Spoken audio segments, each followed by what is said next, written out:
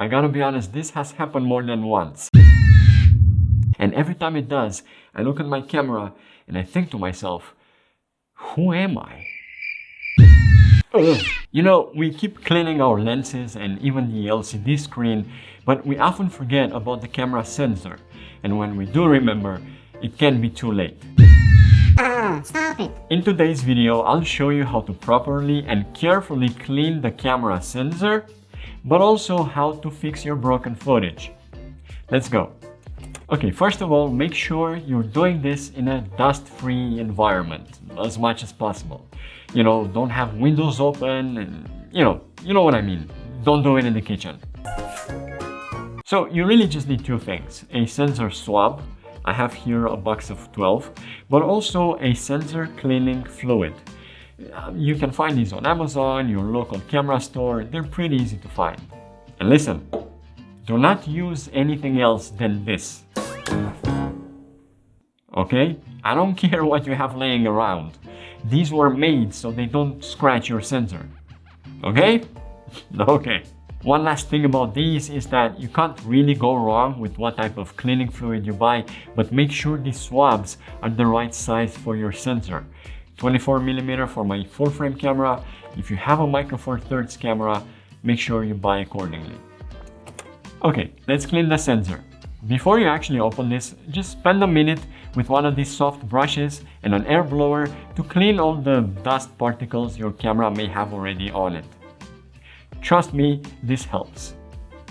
Now grab one of your swabs and carefully put 2 drops of cleaning fluid on each side of it, as evenly as possible.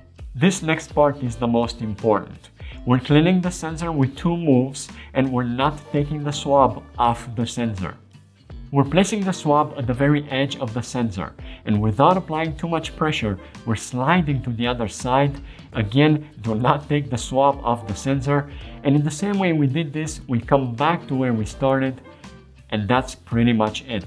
But it's crucial you do the exact same thing. It's 2 moves. Do not go up and down, don't go in circles, or rub if you think something is still not. If you want to do it again, you open another swab. Again, 2 drops on each side and you do the same movement again. Now, the last thing to do is to throw a lens on your camera, take some photos at different f-stops and see if you manage to clean it all. Good luck. Now, let's dive into Premiere Pro and see how you can fix the footage if your sensor was dirty when you took it. And of course, you can use any other editing program. The technique is the same. So I have a 5-second video over here. Please ignore this adjustment layer. It's just a Rec 709 over the log footage that I have. Let's try to fix this one over here. We're gonna have to duplicate our footage. So on my Mac, holding Option, or on Windows, Alt, we're gonna drag the footage to duplicate it.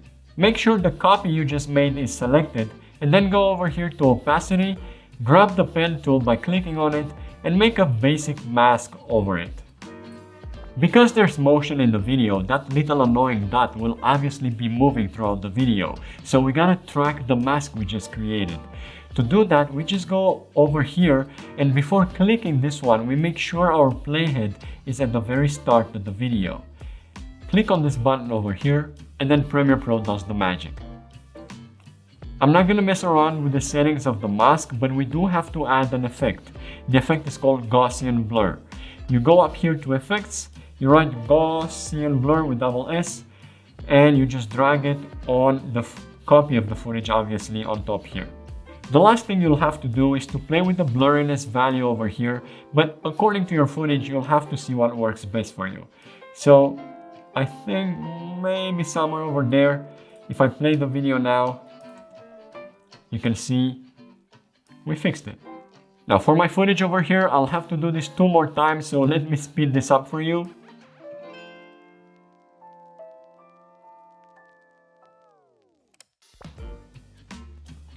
And there you go, we fixed the footage in just a couple of minutes. Of course, every video is different. This technique is not going to work every single time. I was pretty lucky with this clear sky. You can't really notice those blurs I made. But hey, I really hope this can help you out. That's it from me today. I really hope you learned something and you found this video useful. And if you did, you know what to do.